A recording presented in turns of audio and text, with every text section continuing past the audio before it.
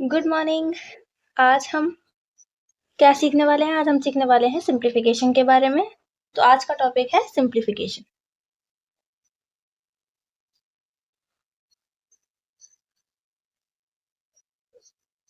Simplification मतलब सरलीकरण। अब ये चीज नाम से क्लियर हो रही है कि इस टॉपिक के अंदर हमें क्या करना पड़ेगा। बहुत ज्यादा कॉम्प्लेक्स हमें दिखेंगी इक्वेशंस और उन्हें हमें सॉल्व करके ऐसे फॉर्म में लाना होगा जो कि समझने में बहुत ज्यादा इजी हो और उसके बाद हम उनका आंसर निकालेंगे। तो ये इसका प्रोसेस रहता है। सबसे पहले हम देखेंगे सिंप्लीफिकेशन की डेफिनेशन क्या होती है। तो इसकी डेफिनेशन है the process of replacing a mathematical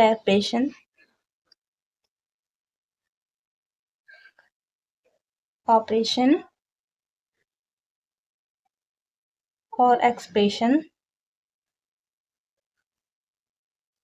by an equivalent one that is similar, usually shorter,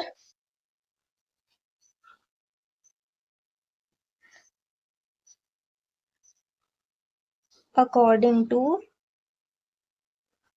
one question।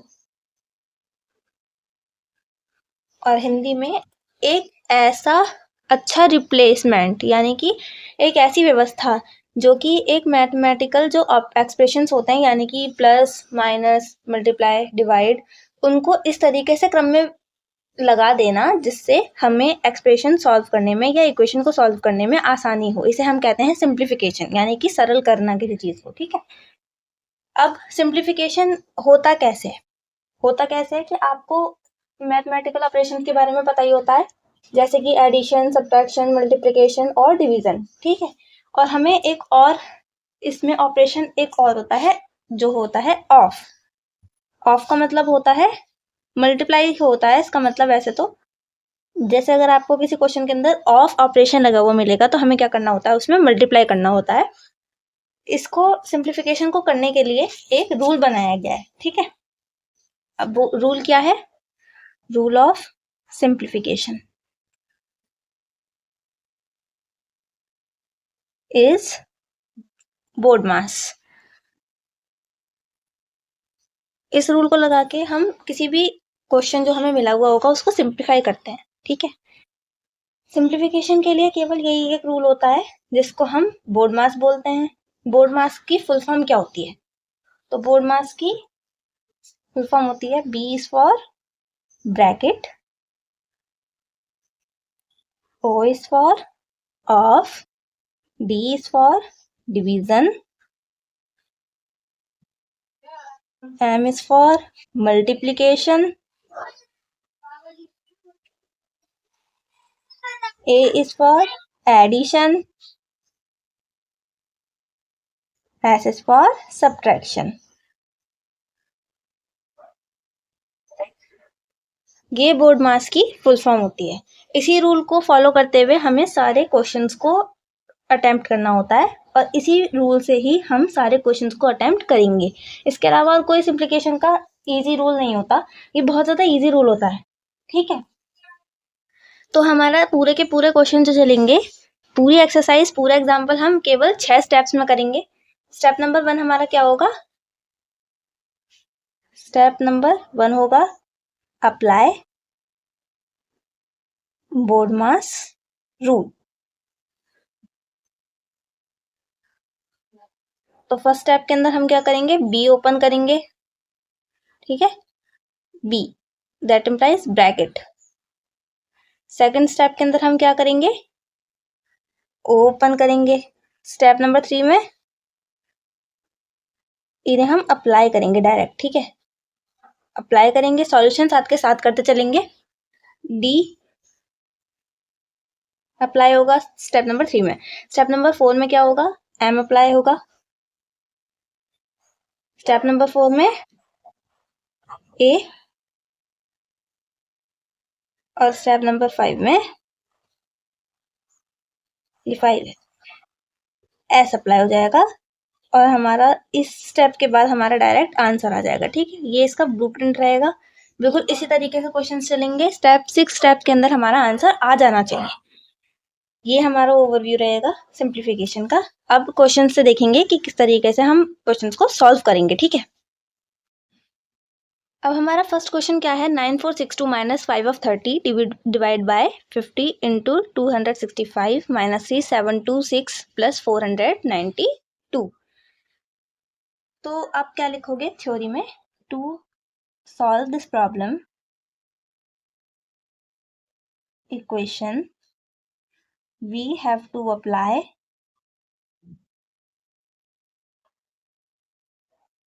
बोर्डमास rule.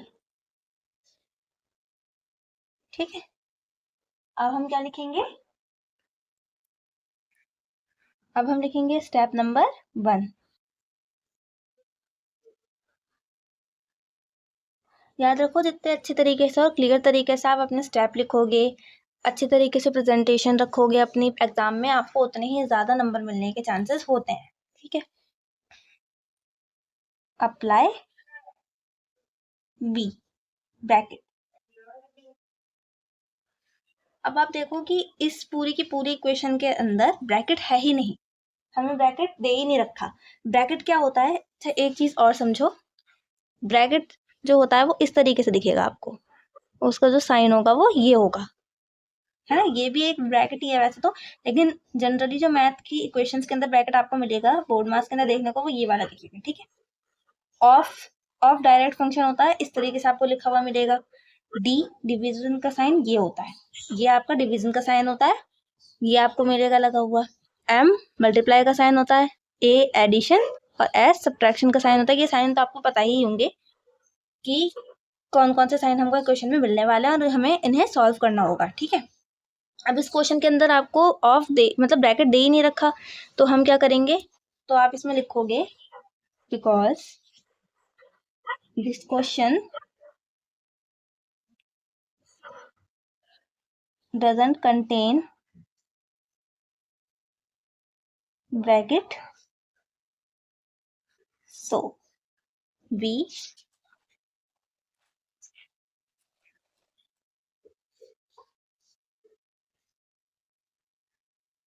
have to skip it। ठीक, अब इसके बाद आप क्या लिखोगे, स्टेप नंबर 2। स्टेप नंबर 2 क्या है, apply of, apply function of. ठीक है, अब हम ऑफ को अप्लाई करेंगे, तो हमारा जो क्वेश्चन है उसे हम एक बार और दोबारा से लिखते हैं यहाँ पर, 9432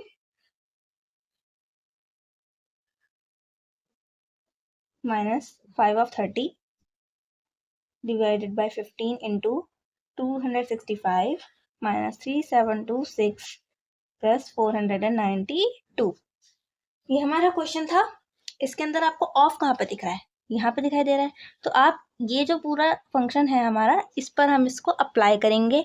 याद रखेंगे, ऑफ के अंदर बच्चे पता है किस चीज में कंफ्यूज होते हैं कि ऑफ का मतलब मल्टीप्लाई सही होता है, तो हम बी ओ और उसके बाद आता है डी यानी कि डिवाइड। अगर किसी फंक्शन के अंदर ऑफ नहीं दे रखा, किसी एक्सप्रेशन के अंदर आपको ऑफ नहीं दे रखा है, तो आप ऑफ को छोड़ दोगे। ठीक है, उसके बाद आप अगर उसमें डिवीजन दे रखा है तो डिवाइड करोगे, उसके बाद एम को लोगे, उसके बाद आप मल्टीप्लाई करोगे। ठीक है, डायरेक्ट अगर ऑफ नहीं दे रखा तो आप मल्टीप्लाई पर स्विच नहीं कर सकते, इसको रूल ब्रेक करना बोलते हैं, और उससे आंसर भी आपको बहुत ज़्यादा गलत आएगा। ठीक है, अगर ऑफ एक्सप्रेशन दे रखा है तो आप पहले उसे सॉल्व करोगे, और अगर नहीं दे रखा है तो फिर आप डी पर कंटिन्यू करोगे, ना कि एम। अगर आपको मल्टीप्लाई दे रखा है तो आप उसका मल्टीप्लाई नहीं करेंगे। क्लियर हो गई ये वाली बात। 5 ऑफ 30, अब ऑफ की जगह हम क्या लगा देंगे, मल्टीप्लाई का साइन लगा देंगे। 9462 minus 5 into 30 divided by 15 into 265 minus 3726 plus 492। अब चूंकि ये ऑफ वाला एक्सप्रेशन है, हम सिर्फ इसको सॉल्व करेंगे।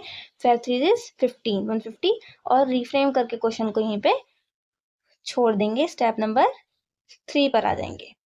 3726 plus 492। Now we have to move to step number 3. Step number 3 is apply function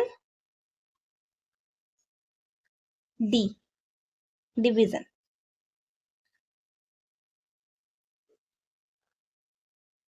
So 9462 minus 150 divided by 15 into 265 minus 3726 plus 492. अब यहाँ पर डिवाइड कहाँ पर आपको दिख रहा है?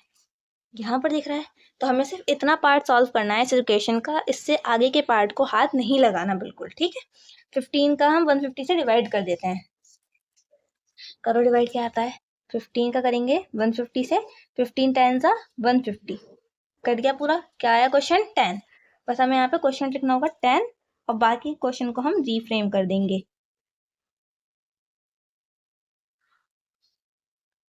प्लस 492। Step number 4,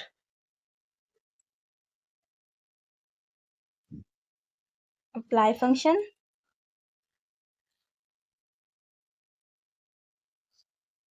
multiply.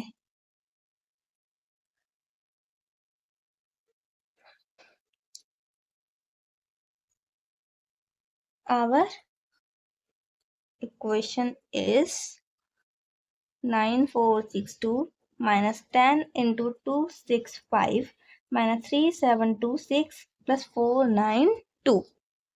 ठीक है। अब यहाँ पर आपको मल्टीप्लाई का साइन कहाँ पे दिख रहा है? इस स्टेप में दिख रहा है आपको।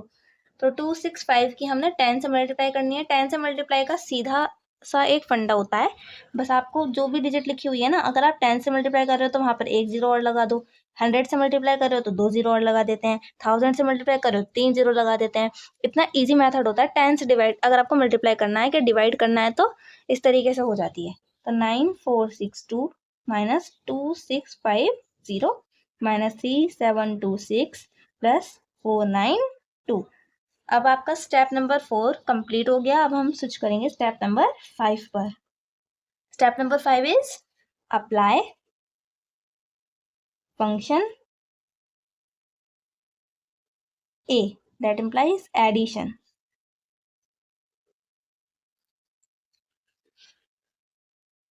Nine four six two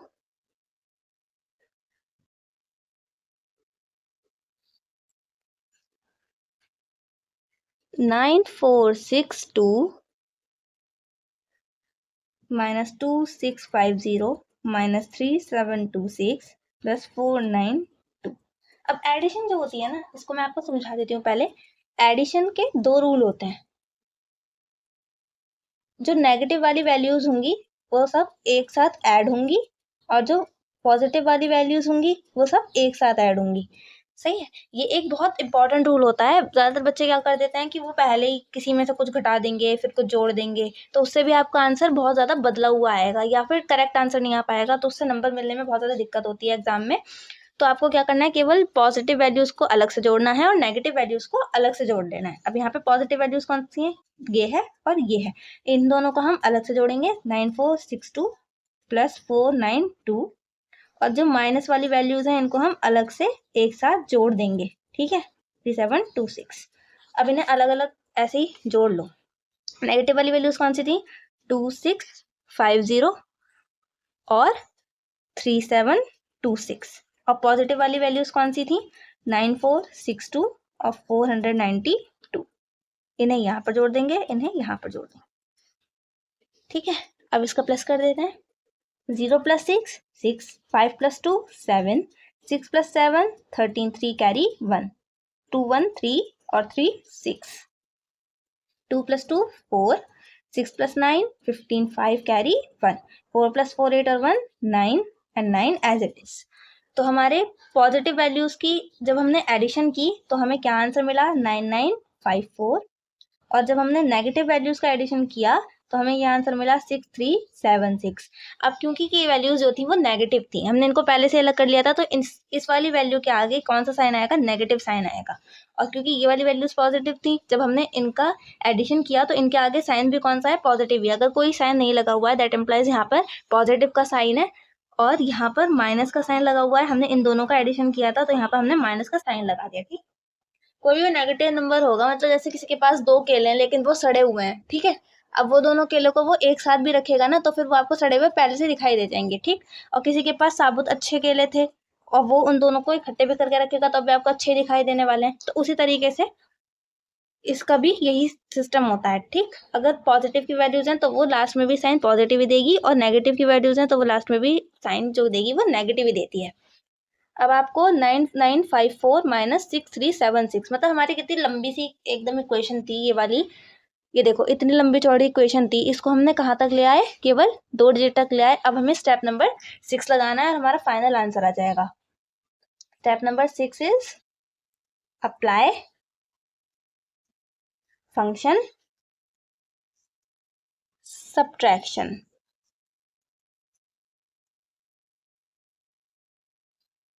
अब हमें क्या करना है, केवल सब्ट्रैक्शन हमें यहाँ पर कर देना होगा, ठीक है।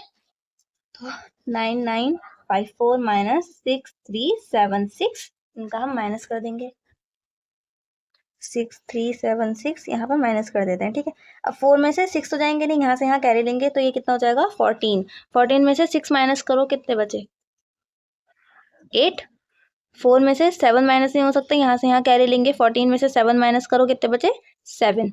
8 में से 3 माइनस करो, कितने बचे 5।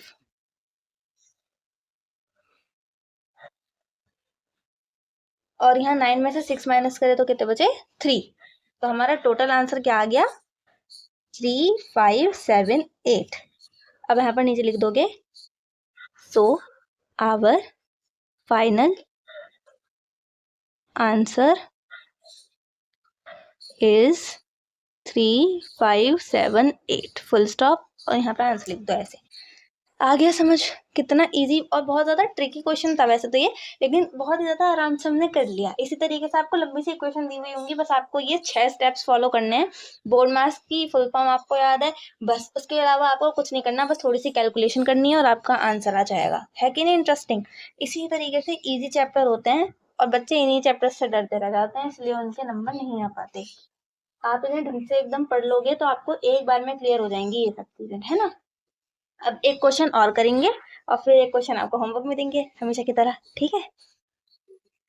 अब ये वाला क्वेश्चन देखो, इस क्वेश्चन के अंदर हमें 2 डिजिट्स के ऊपर ब्रैकेट लगा हुआ दिख रहा है। सबसे पहले हम देखेंगे step number 1। Step number 1 is apply function b that implies bracket. सबसे पहले हमें ब्रैकेट वाला फंक्शन ओपन करना होगा। अब ब्रैकेट यहाँ पर लगा हुआ है इस पोर्शन पे, यानी कि हमें सिर्फ इतना सॉल्व करना है।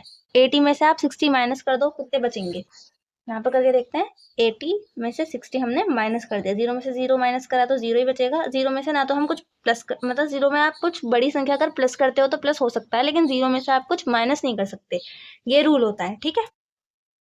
8 में से 6 माइनस करेंगे तो क्या आएगा 2, तो हमारा क्या आया 20। तो हमने यहाँ पे क्या लिख दिया 120 प्लस 5 इंटू 20।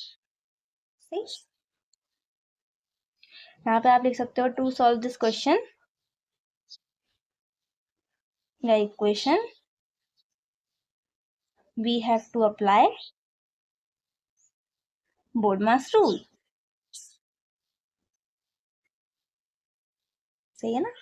अब स्टेप नंबर 2, अपने आप ही सोचते रहो। अब आपको पता है इसके अंदर हमें b के बाद क्या आएगा o आएगा। ऑफ है इस वाले फंक्शन के अंदर नहीं है, लेकिन यहाँ पर मल्टीप्लाई लगा हुआ है। कई बच्चे क्या करेंगे यहाँ पर डायरेक्ट पहले मल्टीप्लाई कर देंगे, तो वो इस वाले क्वेश्चन के लिए तो वो चीज गलत नहीं होगी।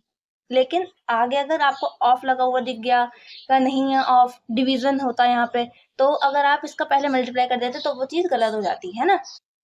ओ तो है नहीं, डी भी नहीं है। अब क्योंकि यहाँ पर ओ फंक्शन तो है ही नहीं, यानी कि ऑफ नहीं दे रखा हमको, ना हमें डी फंक्शन दे रखा है, तो आप डायरेक्ट लिखो यहाँ पे स्टेप नंबर 2। हम क्या करेंगे, इसमें एम दे रखा है क्योंकि हमको मल्टीप्लाई तो दे रखा है, तो हम यहाँ पर एम फंक्शन लगाएंगे, ठीक। अप्लाई फंक्शन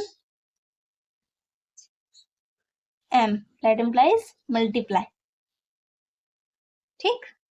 अब हम यहाँ पर मल्टीप्लाई का रूल लगा देंगे 120 प्लस 5 इंटू 20।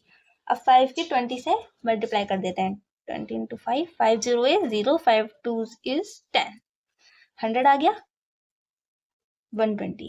ठीक है, अब यहाँ पर ए है, एडिशन है, तो हमारा स्टेप नंबर 3 क्या हो जाएगा? Addition. Apply function A that implies addition. बस डायरेक्ट इसको ऐड कर दो। 120 प्लस 100 कितना हो गया? 220 हो गया। 120 plus 100 is equals to 220। So 220 is our final answer. आगे समझ? बहुत ही ज़्यादा इजी क्वेश्चन है, बहुत आराम से हो जाएंगे आपसे। ठीक है, अब एक क्वेश्चन आपको होमवर्क के लिए दे रही हूँ मैं, इसको आप सॉल्व करना और सॉल्व करके इसका आंसर मुझे कमेंट करना। ठीक है, अगले वीडियो के अंदर इस वाले क्वेश्चन का आंसर आपको कमेंट सेक्शन में मिल जाएगा और कल हम करेंगे इसकी एक्सरसाइज के क्वेश्चंस करेंगे। और पिछली अगर आपने वीडियो नहीं देखी है तो आप उन्हें देख लो और ढंग से एकदम प्रैक्टिस करते रहो, क्योंकि प्रैक्टिस करते रहोगे तभी आपको मैथ्स अच्छी तरीके से आएगी और अच्छी भी लगेगी बहुत ज़्यादा। ठीक है, जो बच्चा प्रैक्टिस करता रहता है ना, उसकी मैथ बहुत ज़्यादा स्ट्रांग हो जाती है अपने आप ही, फिर उसे आगे जाके मैथ से डर तो नहीं लगता। ठीक है, तो इसी तरीके से प्रैक्टिस करते रहो और पढ़ते रहो। ओके।